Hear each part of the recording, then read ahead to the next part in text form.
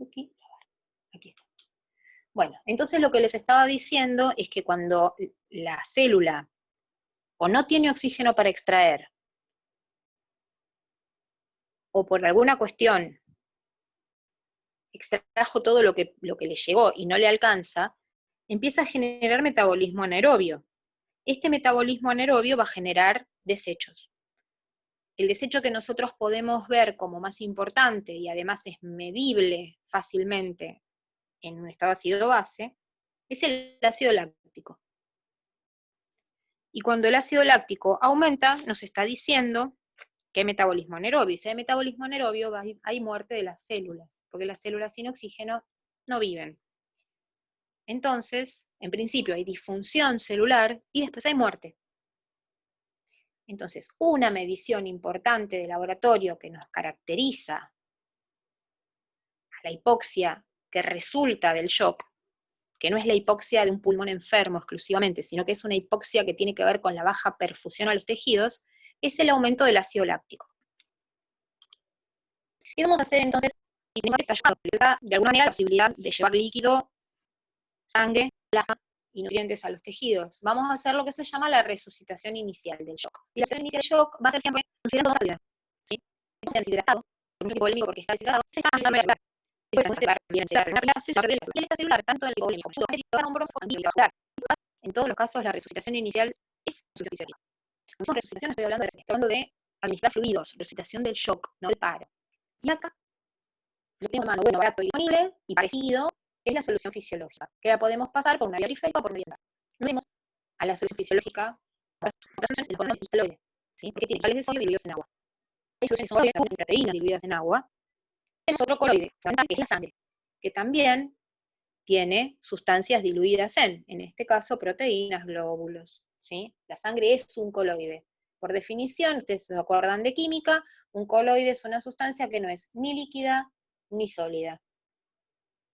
Una gelatina. La sangre es una gelatina, tiene cierto grado de viscosidad. ¿Qué otra cosa pensamos en el shock? Bueno, lo que hay que empezar a mirar es quién está peor, digamos, el intravascular, el extracelular, el intracelular. Entonces, a partir de ahí se establecen fórmulas de hidratación, ¿sí? No son siempre igual, no es lo mismo reponerle volumen a un gran quemado que reponerle volumen a un shock hipovolémico que reponerle volumen a una diarrea. Son diferentes situaciones, con diferentes compartimientos que están alterados. Por eso, una de las primeras cosas que ustedes ven es medio interno, líquidos y electrolitos, porque después lo van a arrastrar a todas las patologías que tengan que ver. Entonces, lo primero que nos vamos a preguntar es eso, ¿dónde está la pérdida? Porque el que ve, a ver una hemorragia de alguien que se está desangrando delante nuestro lo ve cualquiera y se da cuenta que lo que le falta al paciente es sangre, y que antes de ponerle sangre hay que cerrar la hemorragia. Pero es otras hipovolemias, por deshidratación o por redistribución, que no son tan fáciles de ver. Entonces hay que hacerse preguntas. La siguiente pregunta es, ¿hay déficit de electrolitos? Es decir, esta persona, además de perder líquido, ¿está perdiendo sodio, potasio, bicarbonato? ¿Qué está perdiendo? Hay que hacer un estado ácido base y ver cómo está, y un ionograma para ver cómo está la sangre de este paciente. ¿Sí? A veces un estudio en orina también. ¿Puede haber fuga capilar? Es decir, ¿puede ser que este paciente esté teniendo, le estoy dando volumen porque el volumen se está extravasando a un tercer espacio? ¿Hay fuga capilar por ruptura del endotelio o por lo que sea? ¿O por pérdida de proteínas, como en el síndrome ascítico edematoso? Otra pregunta que nos tenemos que hacer es ¿cuánto tiempo hace que está perdiendo líquido? ¿Cuánto tiempo de déficit tiene? Porque si tiene un tiempo largo de déficit, la corrección va a ser un poco más lenta, sobre todo electrolitos. ¿Hay alguna enfermedad que limite que yo le dé volumen de golpe? Por ejemplo, el paciente tiene una insuficiencia cardíaca. ¿Yo lo puedo expandir igual a un paciente con insuficiencia cardíaca que a mí si tengo una hemorragia hoy, que tengo un corazón normal, que late divino? No, porque yo no puedo sobrecargar un corazón que le cuesta eyectar sangre. Entonces, si hay algo que limita el volumen, como por ejemplo una enfermedad cardíaca, le vamos a poner volumen más lento y cautelosamente. ¿Cuál es mi objetivo terapéutico? O sea, ¿a dónde quiero llegar con este paciente? ¿sí? Quiero llegar a determinados valores de laboratorio, quiero llegar a determinados signos vitales, quiero llegar a determinado flujo urinario. Eso dependerá de la causa del shock, ¿sí? Quiero que revierta una alteración del estado de conciencia. ¿Cuál es mi objetivo terapéutico? Y una vez que lo tengo, ese objetivo terapéutico, ¿cómo voy a evaluar que lo encontré, que llegué a ese objetivo? Por ejemplo, el paciente empezó a orinar. Por ejemplo, el paciente modificó su estado de conciencia. Por ejemplo, bajó 20 puntos en la frecuencia cardíaca, subió 10 puntos en la tensión arterial. ¿Se entiende? Objetivos medibles de alguna manera. Yo tengo que diseñar el indicador con el cual voy a medir aquello que estoy haciendo. Tengo un objetivo. Bueno, ¿cómo voy a darme cuenta que logré ese objetivo, esa mejora del paciente? Ah, no, porque lo veo más lindo. No, en terapia intensiva así no funciona la cosa.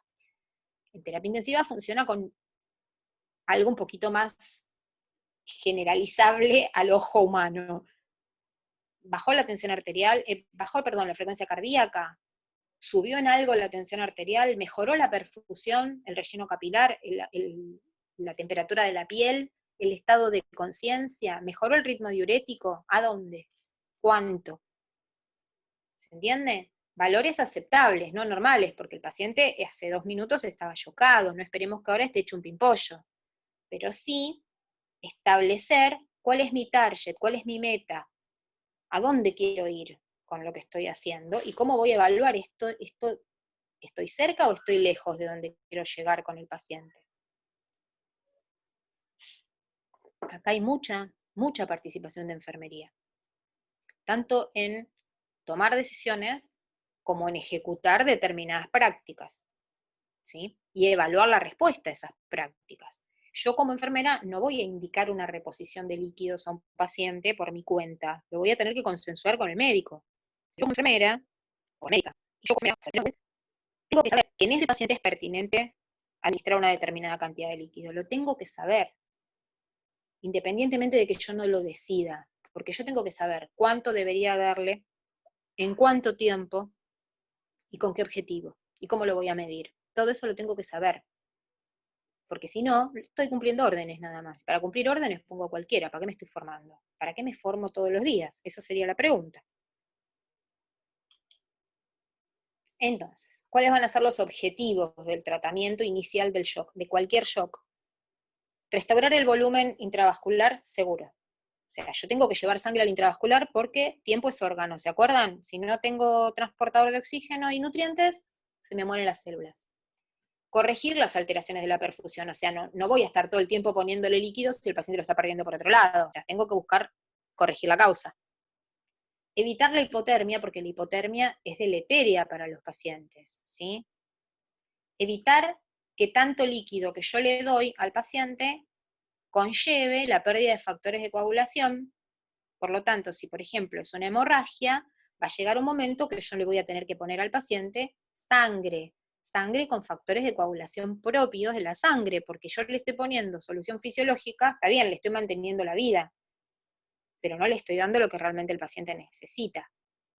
Y hay situaciones en las cuales darle demasiado volumen de cristaloides a un paciente implica que en algún momento le tenga que pasar sangre. ¿Por qué? Porque estoy lavando estos factores de la coagulación. Entonces puede generar un trastorno de la coagulación que inclusive en algunos tipos de shock es un patrón habitual que se produzcan estos trastornos ya de inicio, como puede ser en el shock séptico.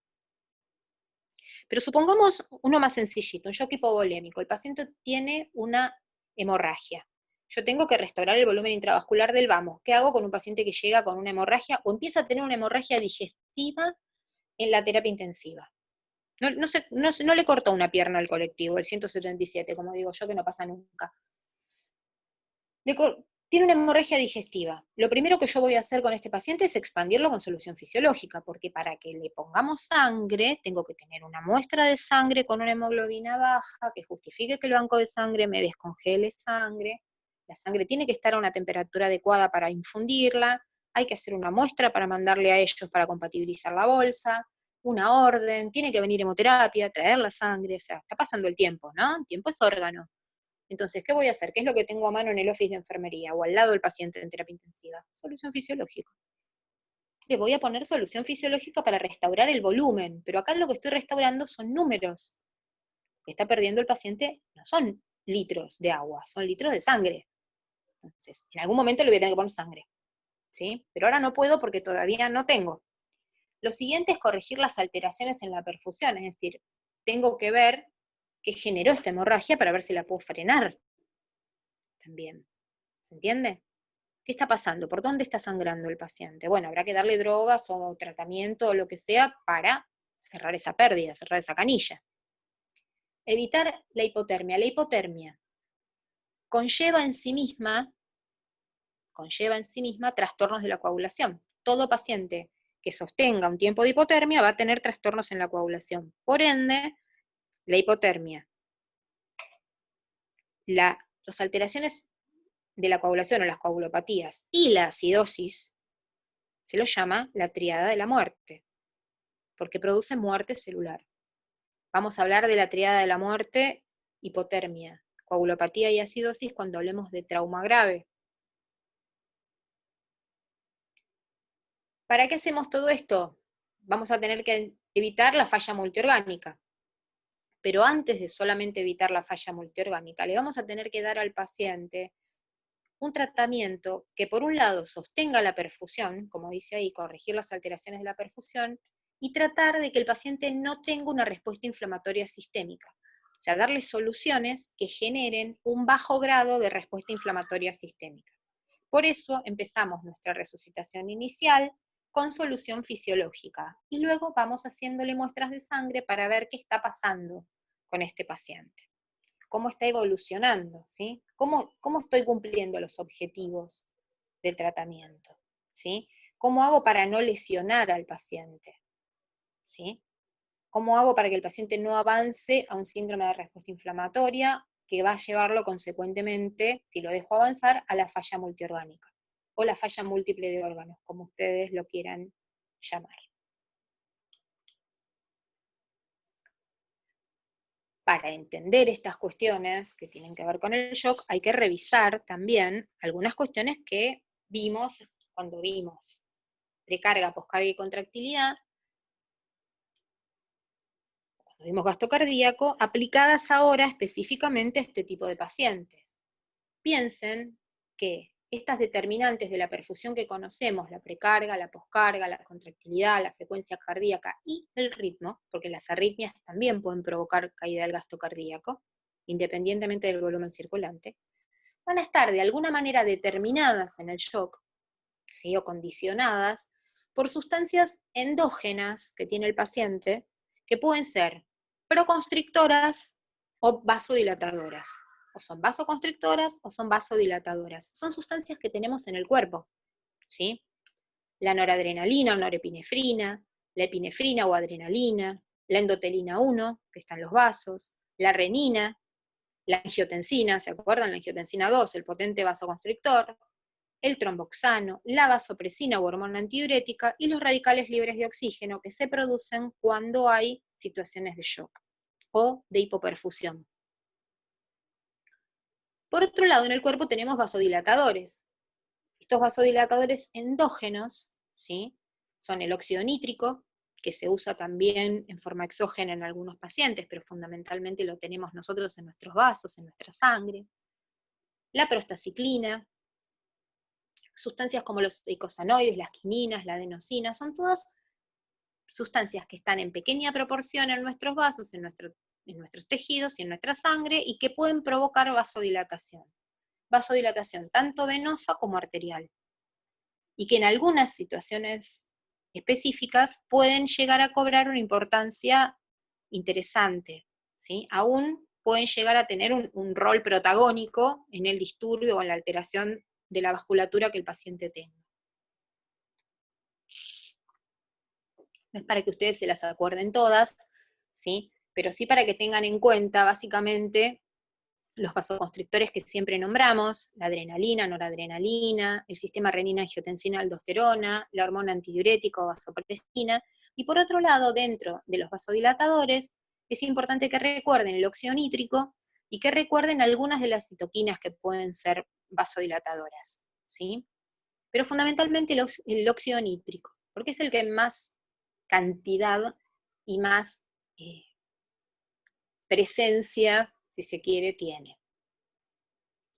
Ahora vamos a entrar básicamente a describir un poco de cada uno de los shock, como para que tengan un panorama. Yo les voy a pedir, por favor, que esto, sí, busquen tipos de shock y los lean, ¿sí? Para que puedan tener ustedes su propio resumen con los cuadritos que van a ir hoy con las diapos de la clase, pero además se puedan armar ustedes un cuadrito explicándoselos a ustedes mismos, porque lo que ustedes se expliquen a ustedes mismos con sus palabras, les aseguro que no se lo olvidan más.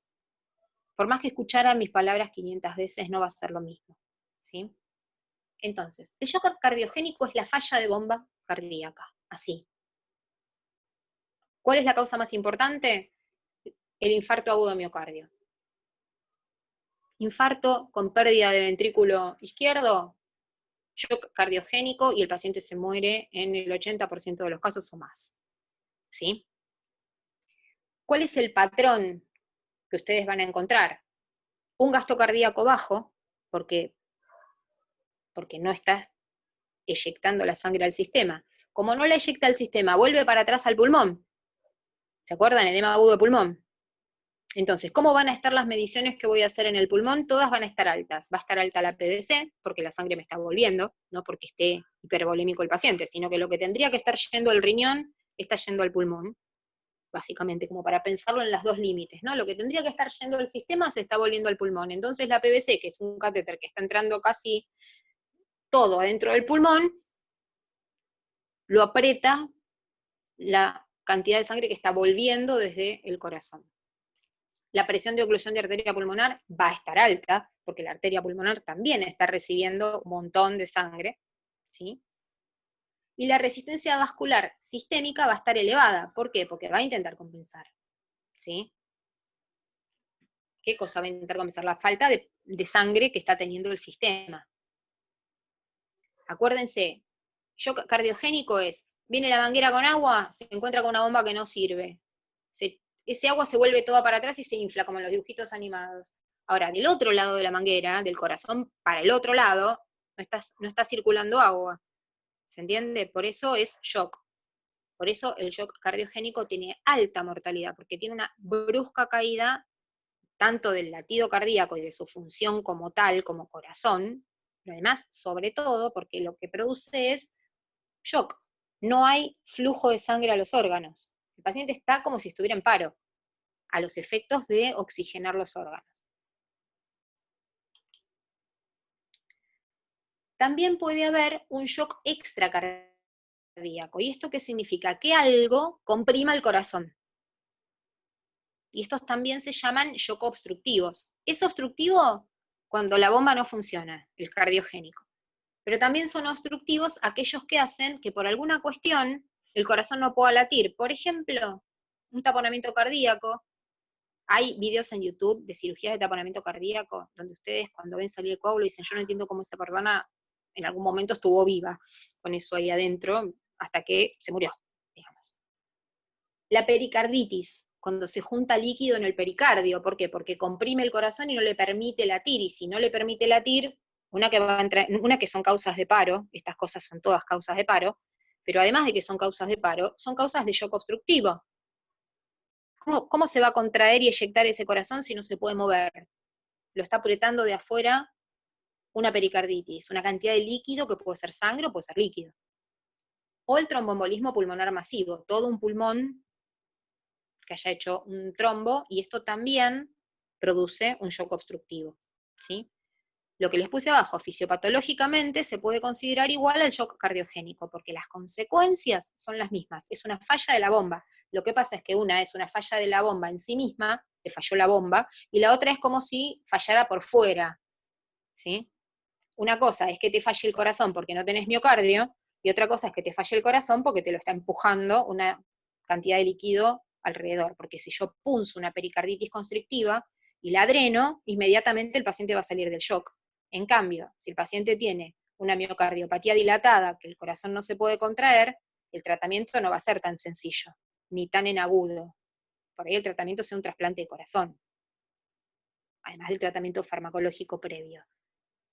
por ahí quiero que entiendan, una cosa es que un órgano no funcione su parénquima, y otra cosa es que algo lo esté impidiendo desde afuera, ¿sí? Eso que lo impide desde afuera, a veces se puede tratar mucho más fácilmente, a veces no. A veces un taponamiento cardíaco lleva al paciente al paro y no lo podemos sacar del paro, ¿sí? Porque no hay tiempo que venga el cirujano y se ocupe.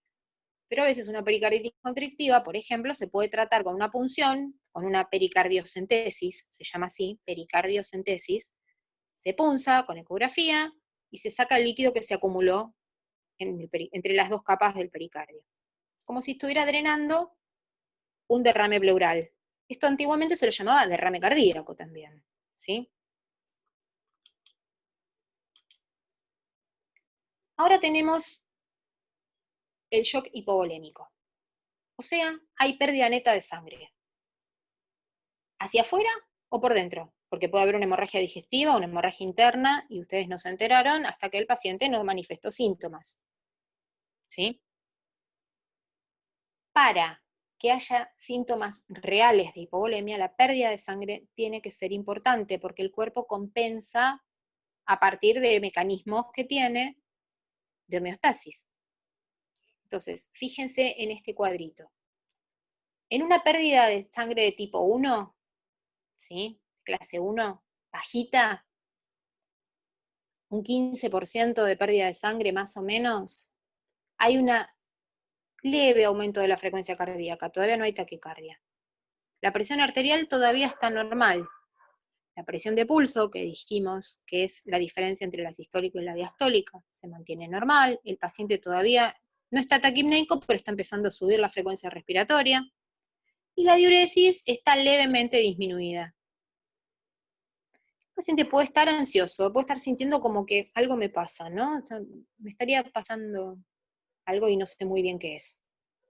El paciente puede haber perdido 750 mililitros, un paciente de 70 kilos, puede haber perdido cerca de 1 litro de sangre y no nos enteramos.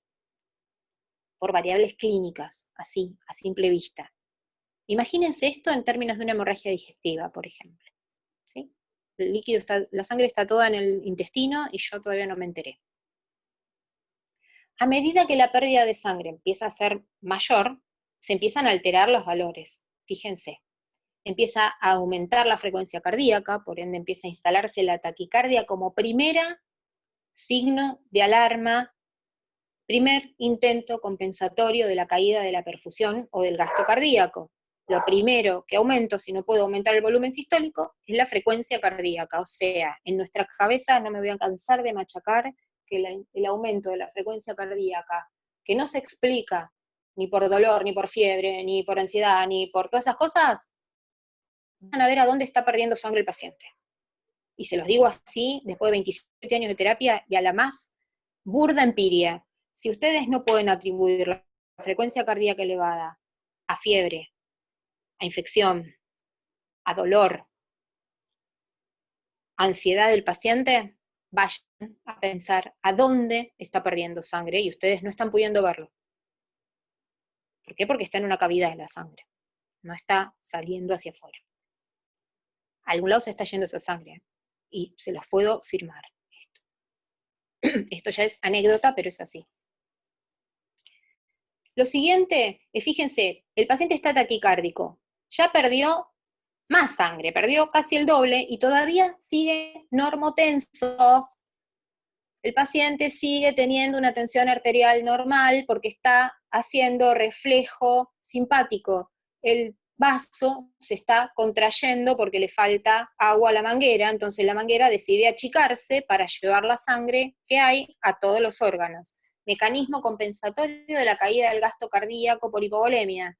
Aumento del tono simpático, aumento del sistema renina-angiotensina-aldosterona, porque al riñón no le está llegando sangre, aumento del sistema de la hormona antidiurética, porque está detectando que hay un problema con la cantidad de volumen circulante y la osmolaridad, por ende, el paciente no cae la presión arterial. Por eso, cuando alguien en un paciente con una hemorragia, en los primeros momentos, amaga con un tensiómetro, todos los demás nos quedamos mirando como diciendo, me parece que no te va a servir.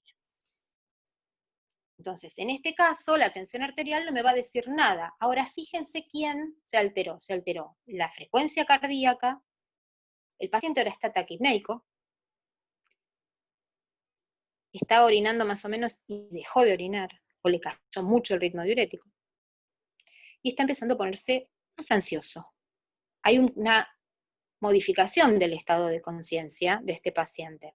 En tanto vaya aumentando la pérdida de sangre, ahí sí nos vamos a encontrar con taquicardia, taquipnea, oliguanuria, tensión arterial baja, presión de pulso baja. Es más, si le encuentran el pulso para tomarle la frecuencia cardíaca, la van a encontrar alta. Pero el pulso, cuando palpen para tomarlo, lo van a encontrar filiforme, pulso que no está lleno, alejado.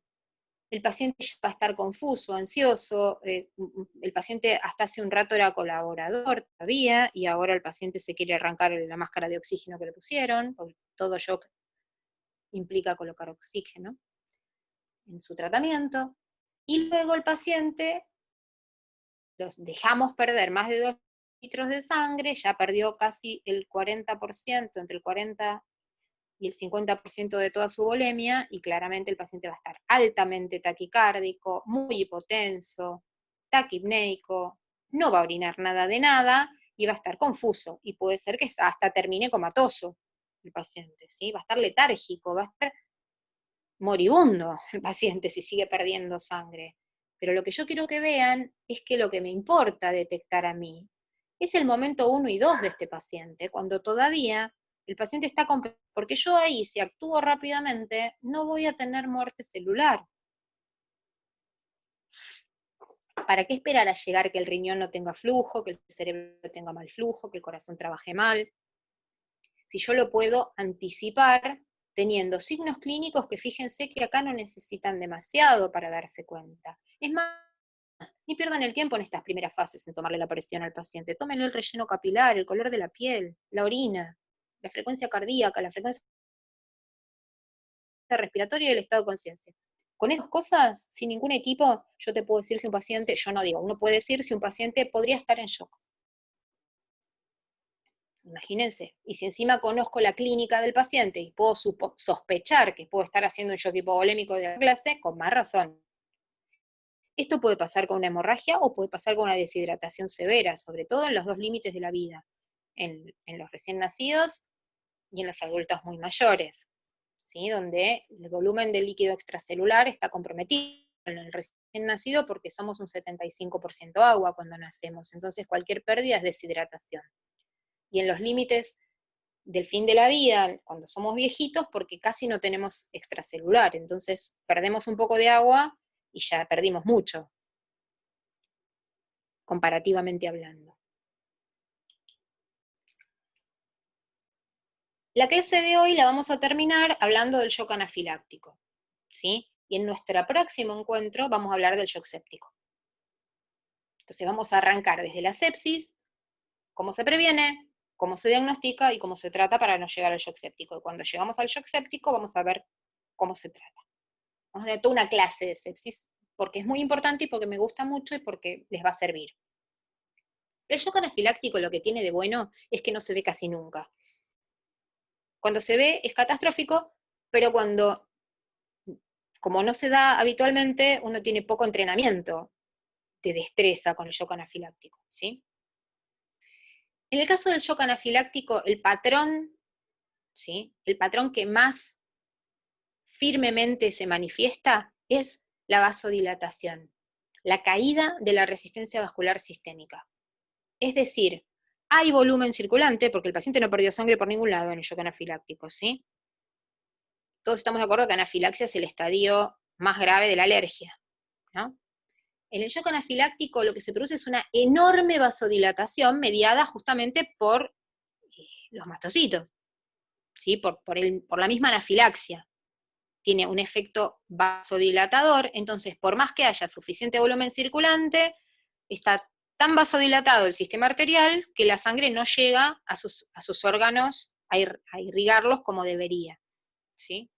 Entonces cae la perfusión de tejidos. Entonces, ¿qué es lo que se produce? Primero hay una exposición a un antígeno que produce el acúmulo de inmunoglobulina E, luego hay un segundo momento en el cual el paciente, y acá esto, bueno, es lo que se ceban los mastocitos, así se suele decir, se ceban los mastocitos, se imprimen de un determinado código, de una determinada información, y ante una nueva exposición al mismo antígeno, este va a generar toda una respuesta de liberación de histamina, de factor activador de plaquetas, de ciertos procoagulantes, ¿sí? Que van a hacer que pasen dos cosas. Por un lado, haya una procoagulabilidad de esta sangre, y por otro lado, haya una gran vasodilatación, ¿sí? Entonces, la sangre está más proclive a coagularse, y encima no circula bien porque los vasos están laxos y dilatados. Por ende, hay un escaso aporte de oxígeno a los tejidos. El patrón, ¿cómo lo van a ver al paciente? En vez de verlo pálido, sudoroso, frío, lo van a ver vasodilatado, rosadito, confunde, dice cómo está rosadito, calentito y chocado. Sí, porque está vasodilatado. Hay una alteración de la permeabilidad capilar, obviamente, y esto puede provocar edema, ¿sí? Va a caer la tensión arterial, sin ninguna duda va a caer en una fase avanzada. ¿Por qué? Porque no hay resistencia vascular sistémica, pero tampoco hay resistencia vascular periférica, ¿se entiende esto? Si cae la resistencia vascular sistémica, cae la resistencia vascular periférica, porque es resultante de un mito, ¿sí? Nosotros la dividimos en sistémica y periférica, pero en realidad es toda una, ¿sí? Entonces, ¿cómo explicaríamos en el shock anafiláctico la hipotensión? A partir de una disminución de precarga por la hipovolemia relativa. ¿Por qué es relativa? Porque no hay fuerza para que le llegue al corazón, ¿sí? Por esta vasodilatación arteriolar, por esta alteración de la permeabilidad capilar que hace que se forme edema. Hay una vasodilatación, hay disminución de la poscarga también, por eso ustedes le van a tomar la presión al paciente y lo van a encontrar hipotenso. Y también hay un corazón que le va a costar latir con la fuerza y la capacidad con la que lo hace siempre, porque también está recibiendo menos sangre a través de las coronarias. Entonces hay un corazón que se puede infartar tranquilamente. Todo esto puede pasar en un shock anafiláctico. Es un shock complejo, de poca incidencia. Vieron que era el 4% de todos los shocks cuando vimos las primeras diapositivas, versus un 16 aproximado del shock cardiogénico, y un 60 y pico, no me acuerdo, era un 64% del shock séptico. Igual estos números, 4, 5, 3, da igual, están medidos en las mediciones que hacen en Estados Unidos, pero la distribución del shock es esa, es muy baja la prevalencia y la incidencia de prácticos, pero cuando se instala es un cuadro gravísimo, en el que hay que actuar rápido. Otro shock distributivo es el shock neurogénico, que también tiene una baja presión clínica. Esto tiene mucho que ver con una lesión directamente del sistema nervioso periférico, del sistema nervioso autónomo. Hay una pérdida del tono simpático en shock neurogénico, ¿sí? Esto es típico, por ejemplo, del trauma, que el paciente haga una vasoplejía por shock neurogénico en trauma. Entonces, este paciente tuvo una lesión del sistema nervioso simpático a nivel de dorsal 6, entre dorsal 6 y torácica 6, que es por donde pasan los nervios del sistema nervioso simpático, y esto puede pasar en cualquier trauma, en cualquier politrauma grave. También puede pasar que haya algún tipo de bloqueo farmacológico que haga que disminuya el tono simpático del paciente, ¿sí? Pero en general, el shock neurogénico tiene que ver con estas lesiones anatómicas traumáticas del sistema nervioso simpático, con una frecuencia de aparición bajita, ¿sí? Esto se los traje nada más que para que ustedes tranquilos